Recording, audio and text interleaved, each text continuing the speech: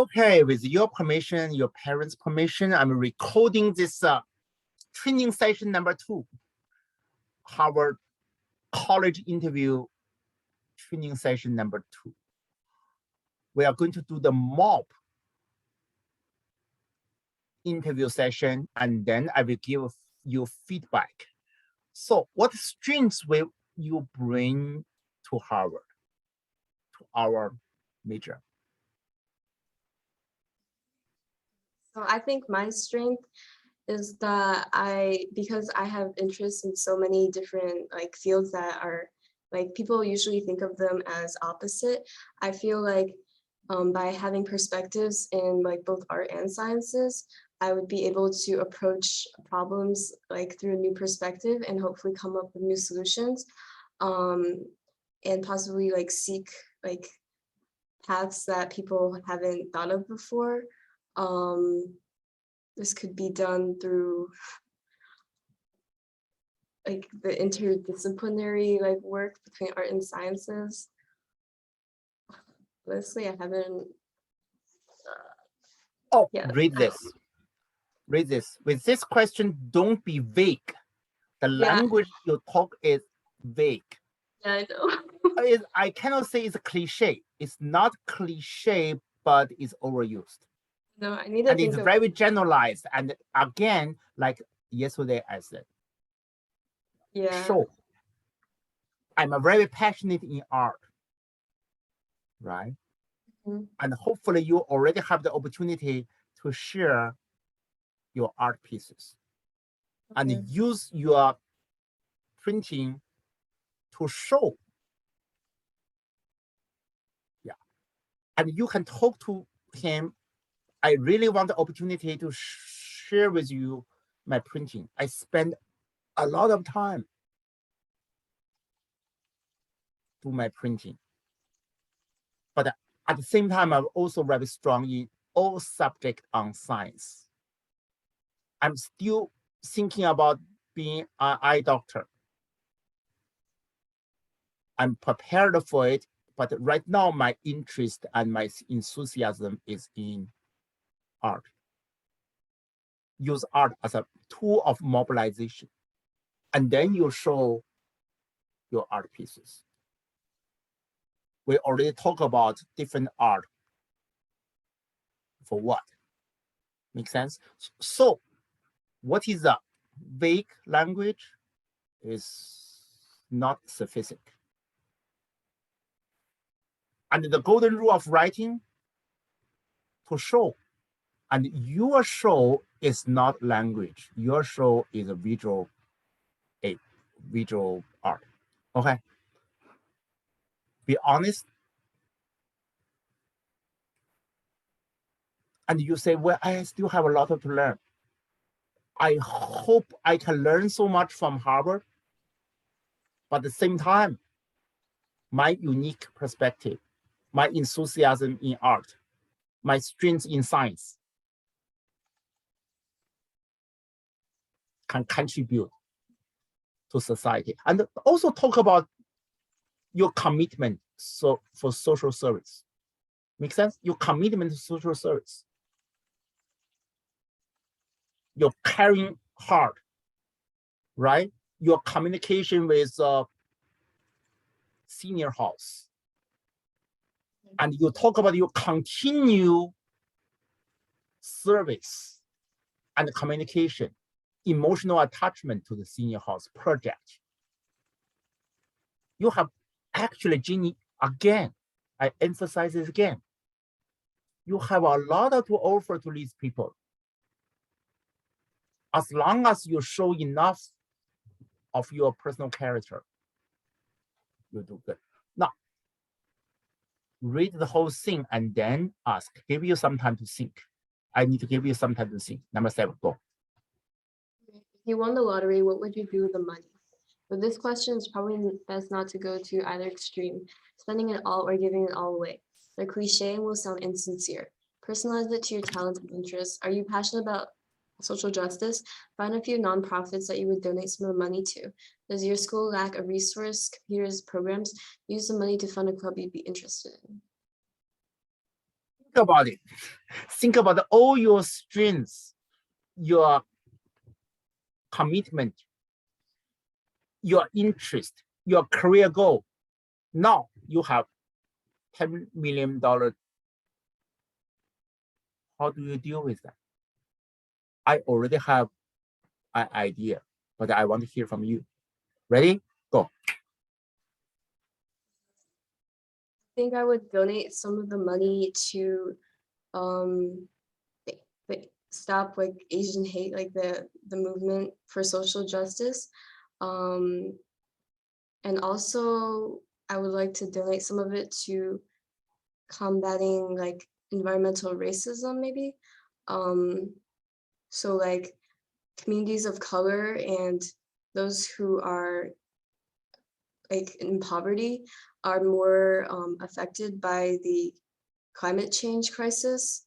So I would try to donate some money to organizations that could combat this, because like the environment, the climate change issue also like indirectly affects people of color and minority groups. So that would also be related to like the social justice issue. So yeah, I think that's all I got. Very good. Now I can make it better, right? Oh, I always, hey, if I have $10 million by lottery, that will solve a lot of my issue and anxiety. For example, during the anti-Asian crime time, my group, my friend and I are very enthusiastic to raising money to organize social activities. And we found out our lacking of funding is really give us a lot of restriction. It's very difficult to make our message out. Therefore, in the pressure, I started to use my art to make money. One is to reach to my community to ask them for donation. But sometimes I have enthusiastic response, but sometimes the response can be very frustrating. Therefore, I start my company and start to raising money, selling my art pieces, right? My art pieces is a very good attempt to solve the financial restriction issues. Therefore, now, if ever I can have the financial resources, I would do 1, 2, 3. Never say maybe. Jenny, never ever say maybe. Make it very steady, very assertive, and don't make too much. 1, 2, not more than 2, because when you say 2 example, people lost focus. They already forgot, like my brain, like fish's brain, you know, right? Just imagine people on the other side don't have too much memory power for you. So make it 2. I think environmental consciousness is very important because it's very urgent, and I already sent you the Harvard professor, the female professor's website. You need to study that, okay? The $1 million funding, you need to study that. You don't have to mention that, okay? But you say, I'm already using my art to reach consciousness, to improve cultural communication. I'm using my art to do it. But I feel the restriction. So what you said is very good. It's actually very good. Oh, what do you think of the recent current event? What do you think? Not read this part. I mentioned that a lot of people, for example, they talk about the last week or this week, last month, the year 2021. There's a lot of social crisis, right? If you never heard about them, too bad. If you didn't think deep about it, too bad. Right? Maybe your interviewer will raise up a racial issue, environmental issue. What's going on right now is illegal immigrants coming from Mexico to the United States. The controversial between Republicans and Democrats on this issue. And my students from New Zealand are discussing the border situation in Texas, how strange that can be.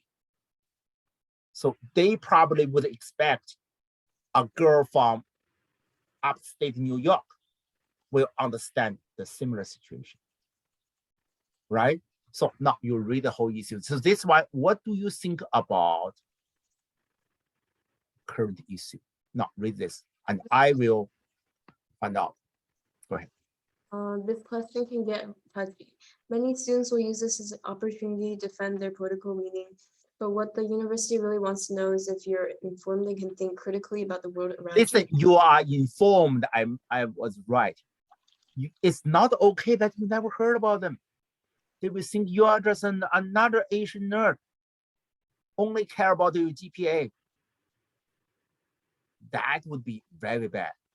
Okay, you are well informed. Go and then think critically about the world around you. Go ahead. Okay.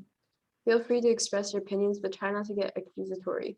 Instead, connect the event to your identity and experiences, or talk about an organization that you believe is doing great work to fix or address the problem. That's right.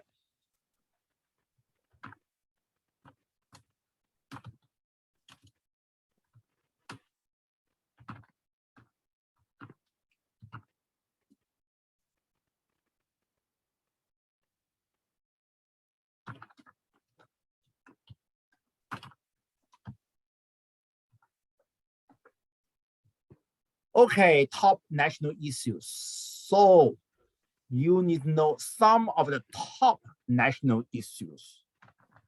Just getting ready for this. I mentioned to your parents that even when they interview medical doctors, prospective medical doctors, they are asking them these issues, not to say that you are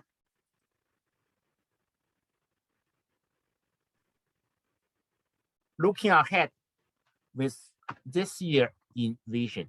We have what economic issue, we have inflation, we have mounting inflation, racial conflict, border, Texas. We have what? Climate. Number one is climate action.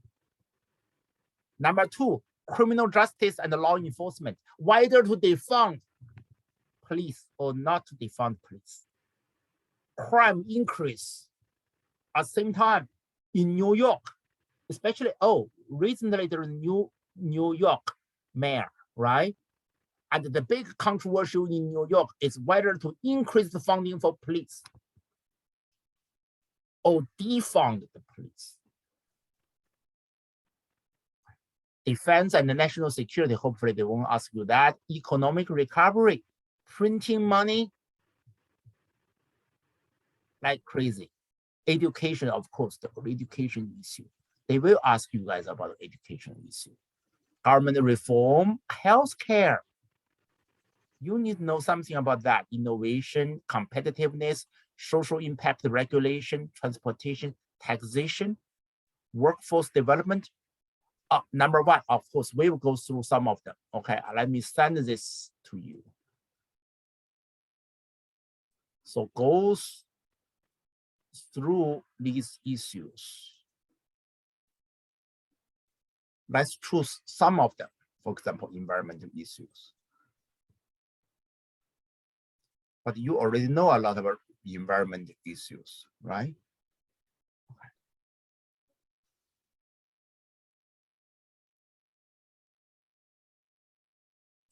Criminal justice. I know more about this issue. Future of criminal justice, reducing these people come out of the jail and then they go back to jail again.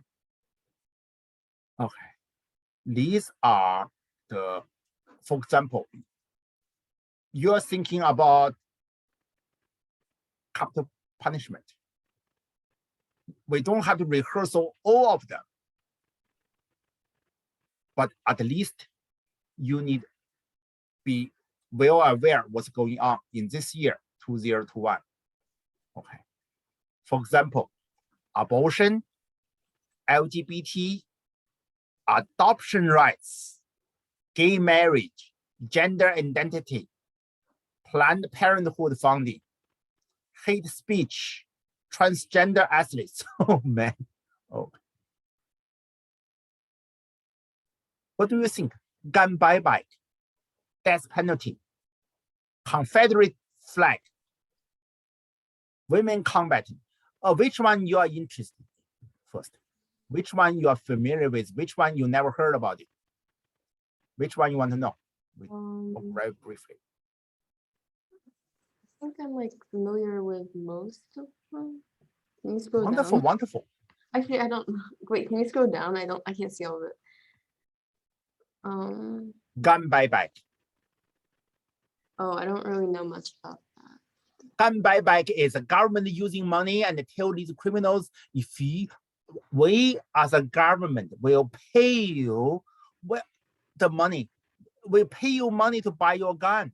No question on us, right? So to put the guns out of the hand of these criminals.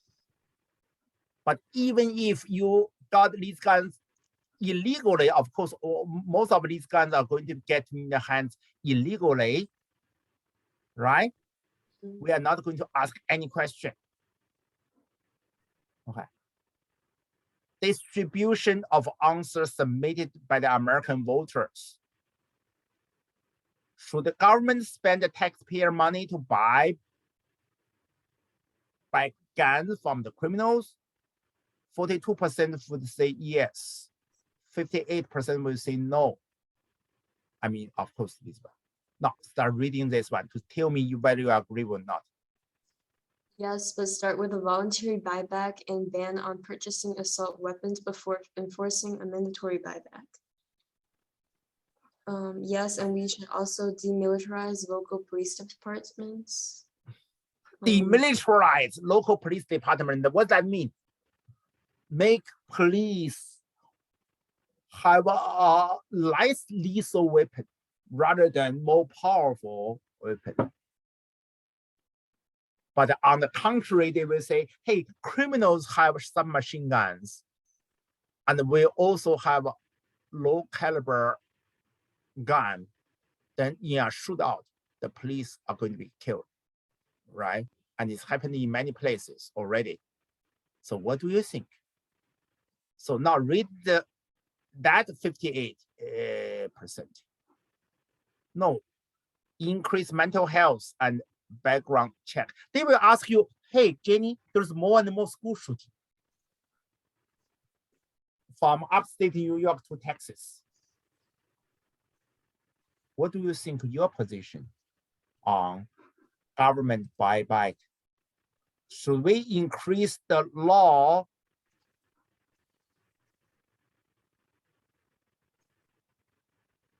to give more regulation so make people harder to have guns?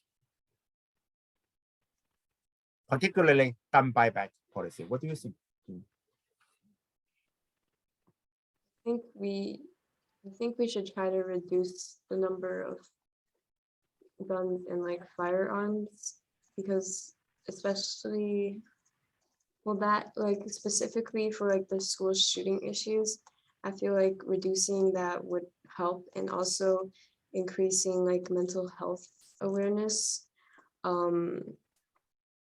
That specifically would be good for the school shooting issues.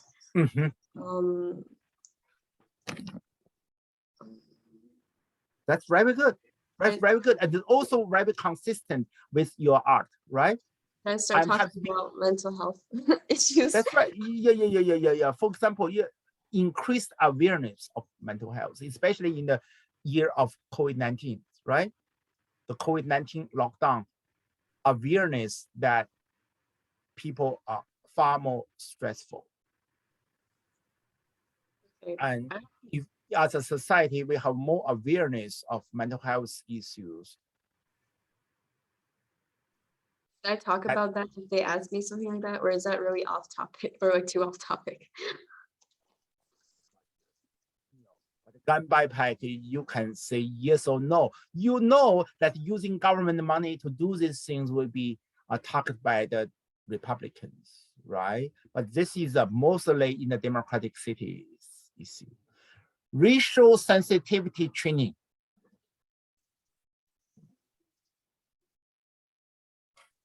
Should the federal government require racial sensitivity training for employees or for college students, for college professors?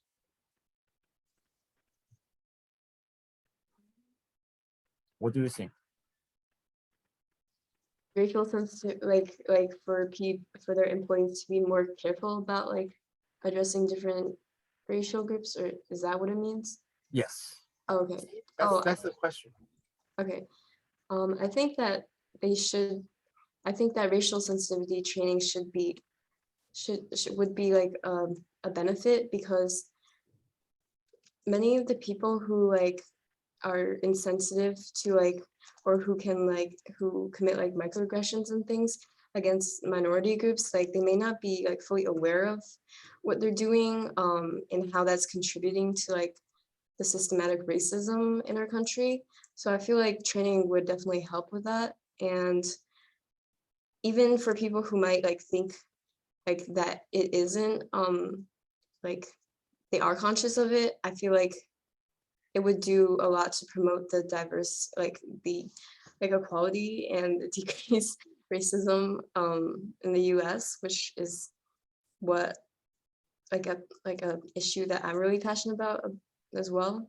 I don't know. Good. Never be apologetic, Jenny. Never ever be apologetic. Okay. Okay. What extracurricular activity are you involved in? Only say, not read this part, go, then talk. The most important thing to remember is don't just list, mention what you do, but then narrow it down. Use most of your time to talk about specific memory, what that activity has meant to you, or what you've learned from participating in that sport. Mm-hmm. What that activity mean to you? So I should probably just talk about art. Yes. Okay. Okay. So I'm really interested in art. I think that's probably my main focus. And in the last year, I made a portfolio for my AP art class, and it was centered around struggles that Asian Americans face / like the experience of Asian Americans. And I think, well, I also started like, I had an art business. I started it like in middle school, but like recently in high school, I've grown it a lot. And then I've also like posted. It's a physics, right? What kind of art you are selling? What's the business? I have no idea from my mind. I have no idea. You have to give me a mental image. Okay. Maybe because of I'm a visual person, right? But a lot of people are like that, right? Okay. So you can say, hey, I started this business in middle school, and I see a little bit of at the beginning I wanted to make some money, right, from my pocket money, but gradually with more demand from my volunteer work, I realized without financial resources that I work very hard in raising money for my charity, right, for my social group, but it's easier just to make money out of it. And I'm also interested in business side. I think, when I make more money, I can contribute more to society, and then talk sophisticated about how your business is running. I run my business. I take initiative. I have talk about your motivation and how do you run it. Visualize it. This is actually, Jenny, a very strong extracurricular activity. Make sense? It's a lot better than most of the kids just selling shoes, right?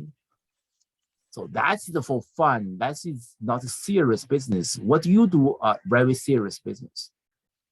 Go ahead. Keep on talking about it. So they talk about they want a sophisticated memory. Make sense? Be sophisticated. Give me the detail. Go. So in the beginning, I started it as a means to make some money for myself, but as I started posting more on like Instagram and TikTok, my art sort of, well, one TikTok like went sort of famous, so then I got a lot of following and like attention from that specific video. But through that video, I've gained like a pretty big following, so I use that to raise social awareness, and I also sell art prints through Etsy. And one like specific memory I get is just in the beginning there were like a lot of people messaging me and like commenting, and then they were saying how much my art meant to them, which was like so nice because I just couldn't imagine that my art could reach that many people. And then they were just like saying that they could relate a lot to like what the experiences and struggles I I showed through my art. And I feel like that was like the most that was like the most important like moment or memory for me. Yeah. Stop here. Very good, because I'm one of the promoter of your TikTok. Okay. All right. Actually, but you need to give a mental image about that particular TikTok. When you talk about that TikTok, you didn't spend enough time. Okay. Description. You talk about the motivation for that TikToks, right? And you know that TikTok can reach a lot of people, but you didn't realize only after you put the message out, it was very effective, right? And you need to give some more content message from the TikTok. Make the visual one into the oral one. Make sense? Think about that. You can do a very good job. Now, describe your TikTok.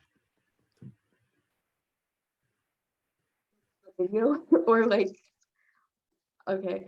So my TikTok was basically showing my art portfolio from last year, which I said was about Asian American struggles. So I talked about, it was mostly like paintings and 2D work, but I focused on issues such as how speech and dialect can affect others' perceptions of minority groups.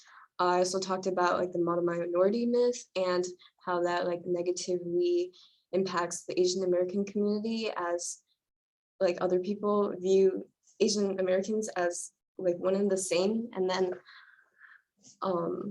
that's like very detrimental to us because that sort of generalizes us and like makes us into one group that is like monolithic and there's no differences between us. So they like essentially ignore the divisions or like differences, diversity among Asians, which can be like really harmful for us, especially for like groups such as like the Hmong people who are actually poor, but because of the model minority myth, people think that like everyone who's Asian like just does well, and it sort of ignores the issues of like people who aren't that like stereotyped, as they may say.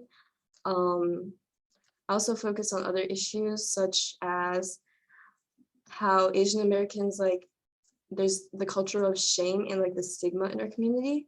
So specifically, one of my pieces was about mental health, and I talked about how, especially in Asian American like youth, they face a lot of pressure from their parents, and then this can create negative there's just like a lack of mental health awareness. So then this is it's just wonderful.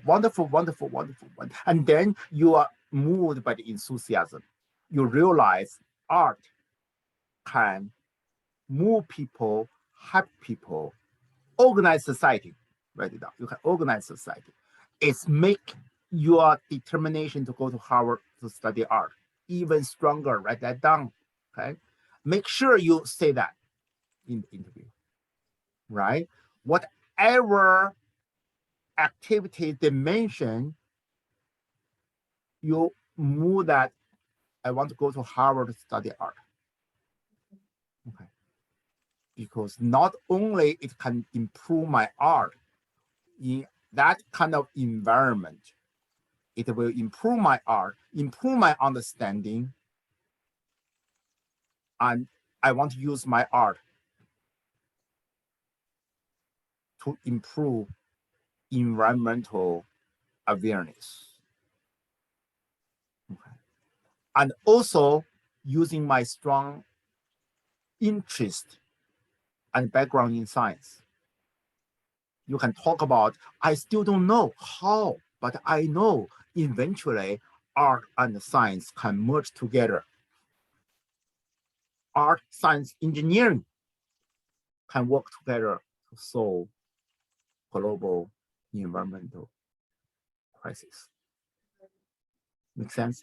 It's kind of you guys' generations, you can say it's our generation's responsibility to do that. Okay. So my positive feedback from my extracurricular activity, you talk about that TikTok, that's called sophistic, right? That's not a generalization. So if you can give them one question, one mental image that gave him a strong impression, is then more than a lot of generalization words. Okay. Okay. Okay. Number 10.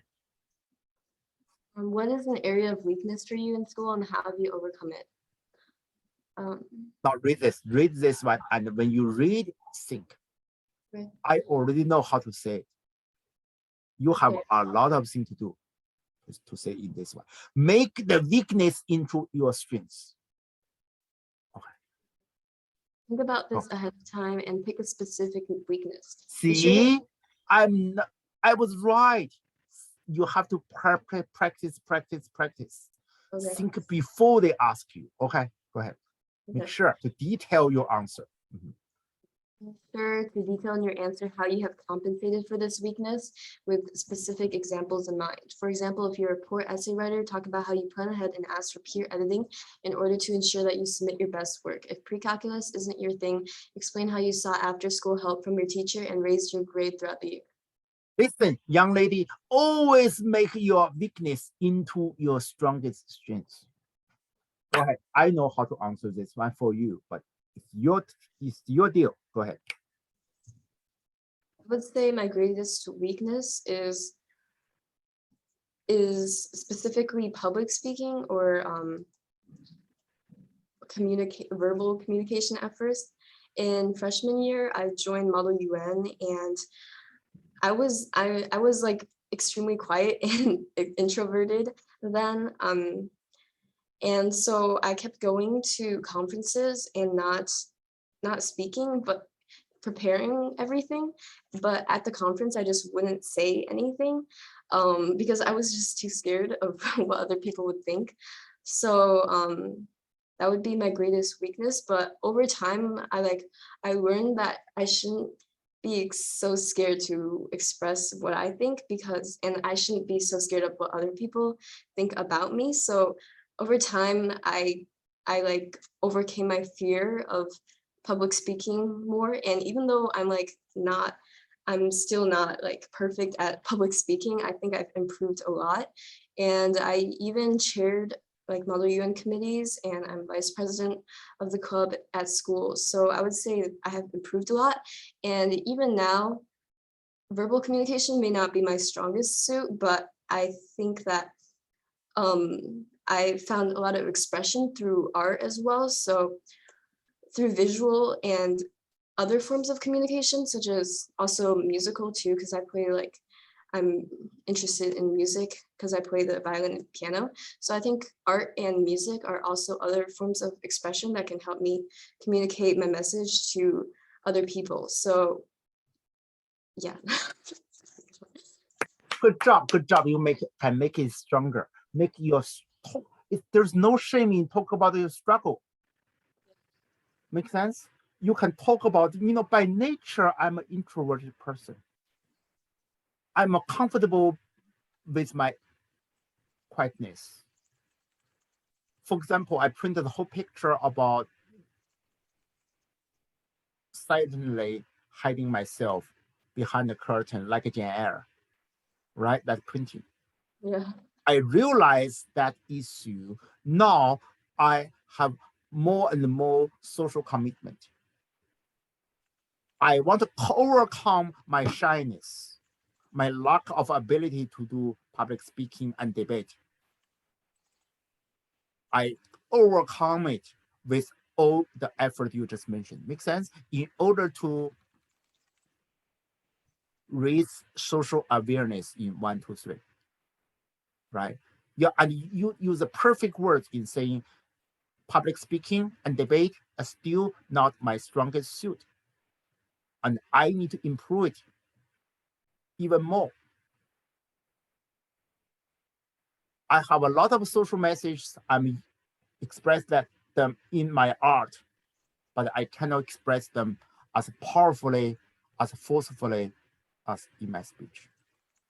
And even right now, when I'm interviewing with you, I cannot express completely what I want to convey to you. It's okay. Make sense? That's why you need to go to Harvard, right? That's why I'm going to Harvard. So that will, the opportunity will, the good peer pressure, the good peer, the learning community will give me more chance to find like-minded, kindred soul and improve myself. Harvard is the best position, university to strengthen my weakness and explore my strengths. Make sense? So you did a very good job. You did a very good job. Oh, this one is important. What do you consider a role model in your personal life? Read and then answer. Think slowly. When answering this question, it is far better if you can think of an example of someone close to you, like a parent, rather than a vague historical figure or celebrity. With personal figures, it will be easier to pull from specific examples detailing something they've taught you.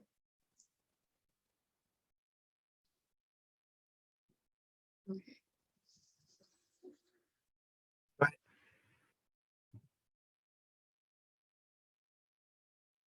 Right. Okay.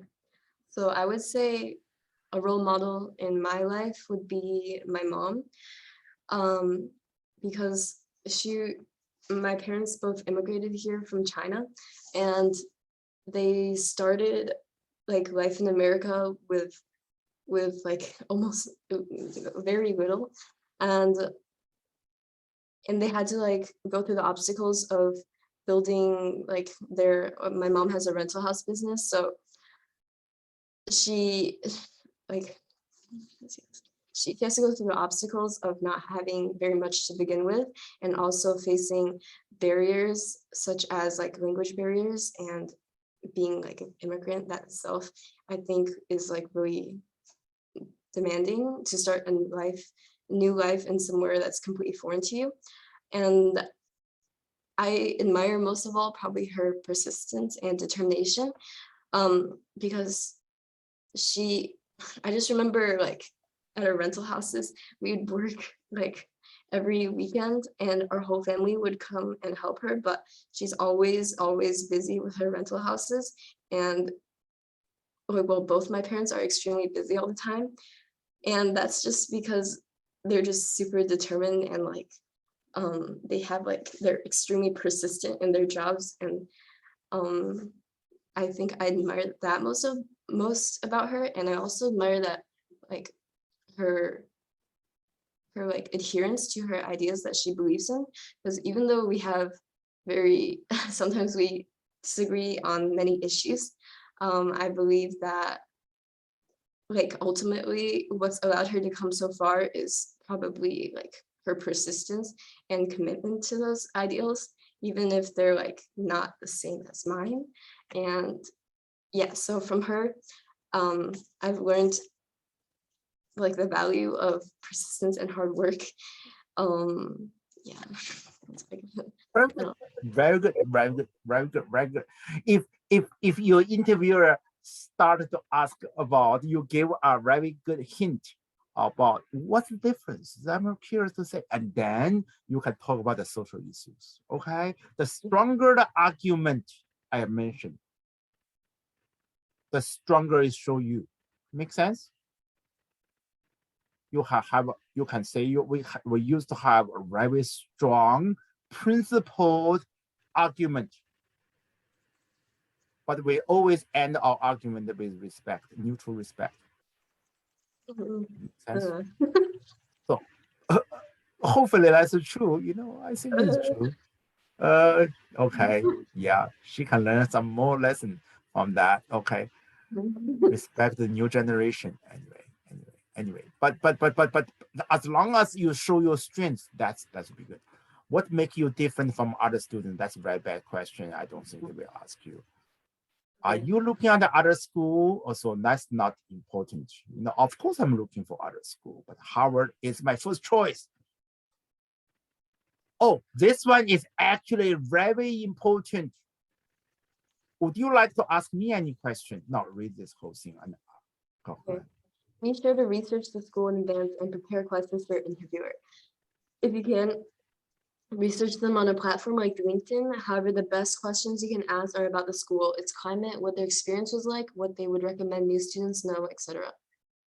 This is very bad because you're supposed to you already been to Harvard, right? You already know about Harvard. So you don't, that's very bad question. Now you ask him, you ask me some question. I'm interviewing you. You ask me, Jenny, would you like to ask me? Now I ask you 10 questions, more than 10 questions. Would you like to ask me any question?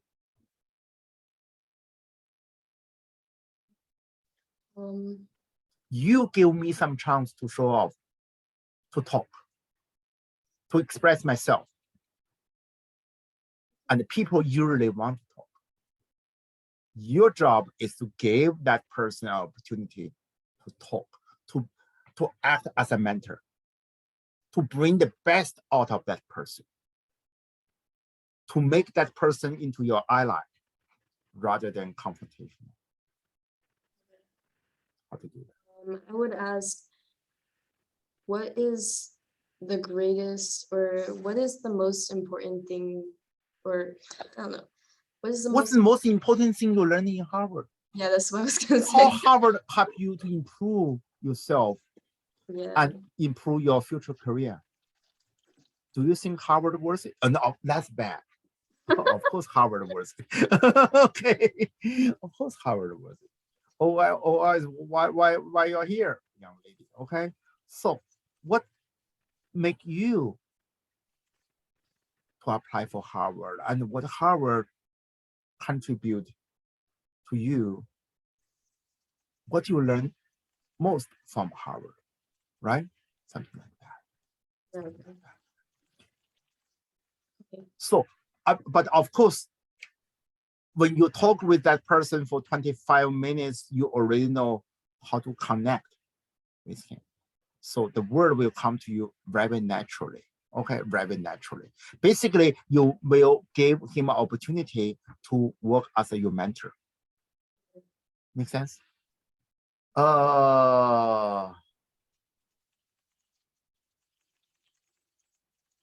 See, give me a quick description of yourself as if I know nothing about it. That is basically the most common question. Tell me about yourself. That is some of the hardest thing to do, right? It's some of the hardest thing to do, and it's very necessary because you only have a very limited time.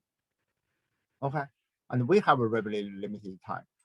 Tell me about yourself. So I shouldn't mention extracurriculars? No. Okay, with this question, they already know your test score, your GPA, extracurricular activity. You want to know the things like you like to do. Talk about the art, okay? Be quick and specific. Okay. Talk about your social commitment, right? And always connected why you want to go to Harvard. Okay. Because you're Harvard material. What subject was the hardest for you in high school? Go ahead. Just tricky. Just answer it. I would say maybe English was the hardest.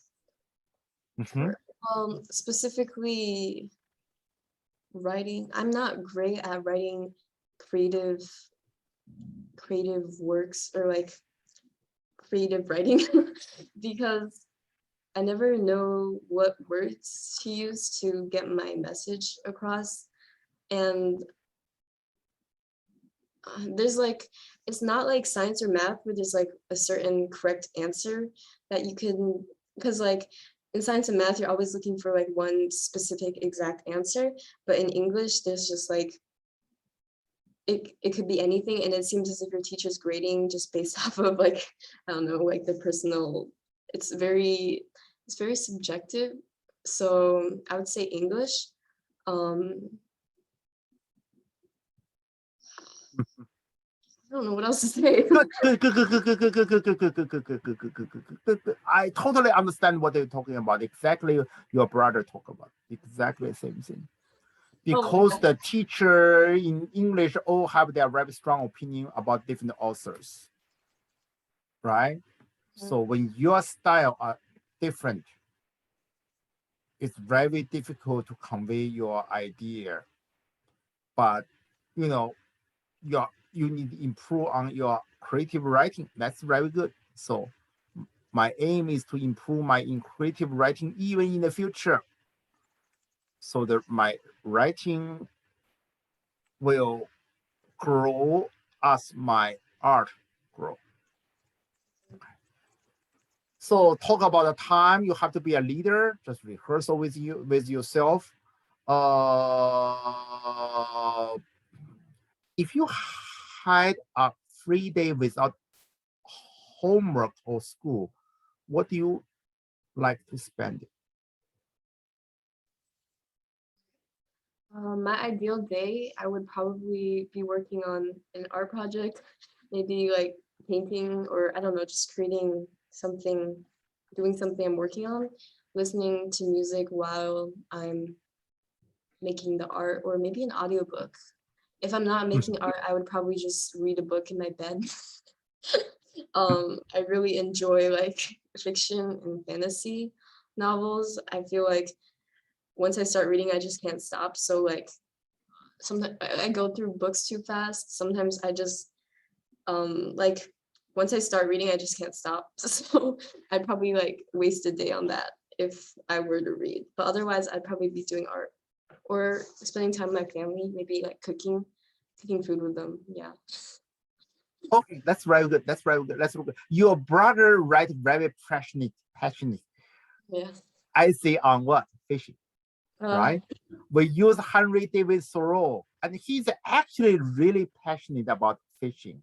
But his language expression are not strong enough. So I bring out Henry David Thoreau, right? We read Henry David Thoreau together, and he find it, oh, that's was me, right?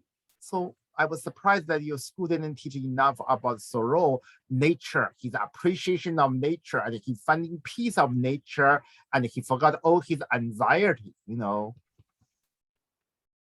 appreciate the beauty of nature.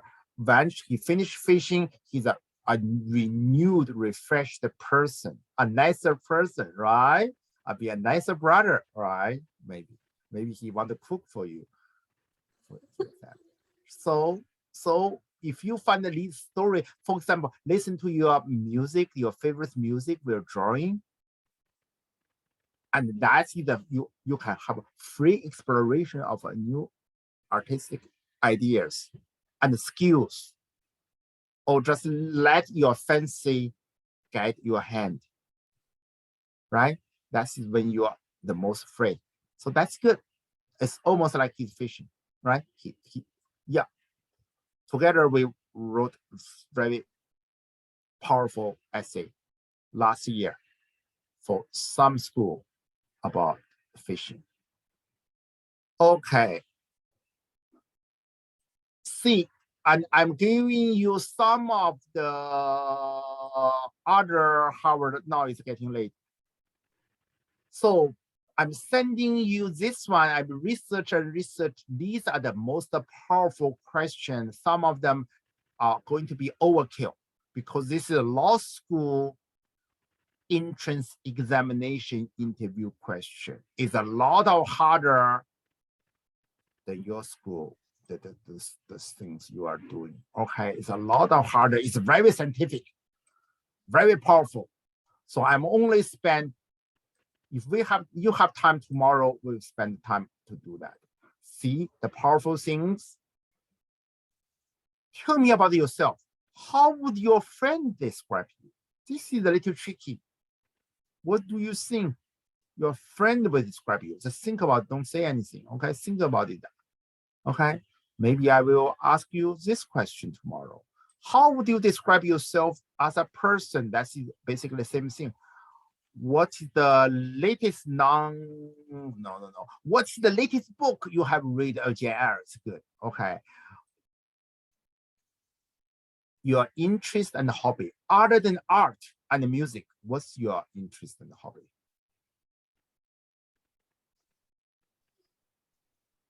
Can I talk about thrifting? Yes. Okay. Yes. Yeah, you can talk about that. And I want you to research about the Japanese culture in terms of letting go.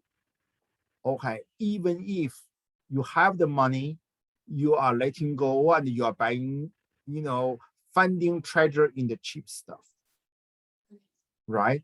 And you can talk about that, your interest. Maybe it's formed by the habit when my family don't have much, but not even if we have, I'm still have the habit of exploration of the possibility in the thrift store, right? And also it gives me more consciousness of the waste currently our society's waste. And I want to start from myself, right? I want to explore that even if we spend less, use less, recycling, it's good for the natural environment, it's good for my peace of mind. And there's a lot of so much opportunity.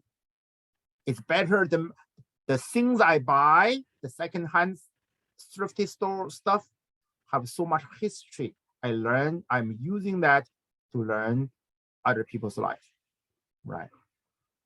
With your hero hearing, think about that. Why do you choose art in Harvard? What's your biggest accomplishment? I started my business, okay? Yeah, and my art has been accepted by my community, my fan group, right? And the positive feedback make me feel renewed strength. Strength, weakness, we talk about that. Always make your weakness into strength. Because how you overcome your shyness, your introvertness, you are reluctant to do public speaking, even fear, stage fright. Okay, never be ashamed of stage fright. Make sense? Because majority of people have that stage fright. Make sense, Jenny? So you show your weakness and how you overcome your weakness, gain people's sympathy. Okay. Oh, this one is so tricky. Think about that. What's the biggest mistake you have ever made? That is a very hard question. Now, homework, write this down. If nothing else, if it's only homework, you think about that. Okay. So if you are not surprised,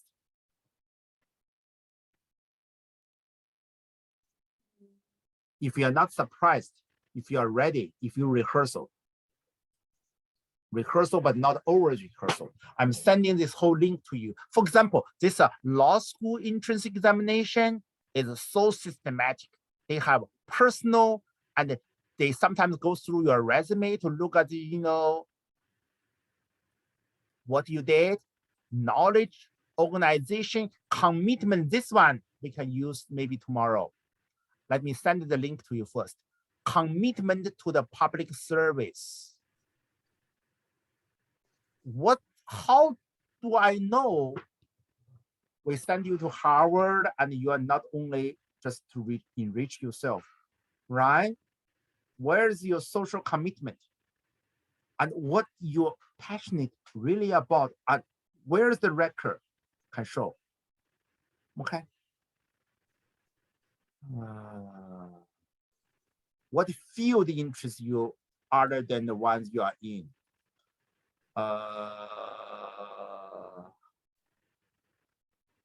What's your volunteer effort? What has been the greatest challenge you have faced during your volunteer effort? See, if there is no challenge, there is no effort, right? How did you overcome such a challenge? What are your career goal? What do you want to do? Make sense? But this one is very good. What has been the greatest challenge you have faced during your volunteer effort? Think about that. We'll talk about that tomorrow. Okay. Key question to ask your interviewers. Now read this one, and then I allow you to go. Can you tell me more about the areas of specialization? On what kinds of cases or issues are you currently working? How do you enjoy your work? Do you enjoy your work? You can talk about what kind of work are you doing? Do you enjoy your work right now? What do you think your Harvard education have your current job? Make sense? Let's show your genuine interest in the person in front of you. Okay. So I will use some of the questions here because they're right. And then, of course, behavior. People use this one in these big corporations looking for employees to have a job. They give you a scenario. What if your coworker don't like you? What if your roommate have disagreement with you and your character doesn't fit? You have a conflict. How do you solve that issue? What if your team member, your volunteer group, your organization have a strong argument? How do you solve the differences? Basically the behavior, a hypothetical interview question gave you a very tough situation. They want to see your response. Okay, let me send this one to you. So you are tired, you have this is the long 2 hours symphony or what? It was just like 1.5. Okay. Yeah, rest early. Okay, I will see you maybe tomorrow. Good luck. Jenny, you're already well prepared. Again, be yourself. You will win. Bye. Thank you. Bye-bye.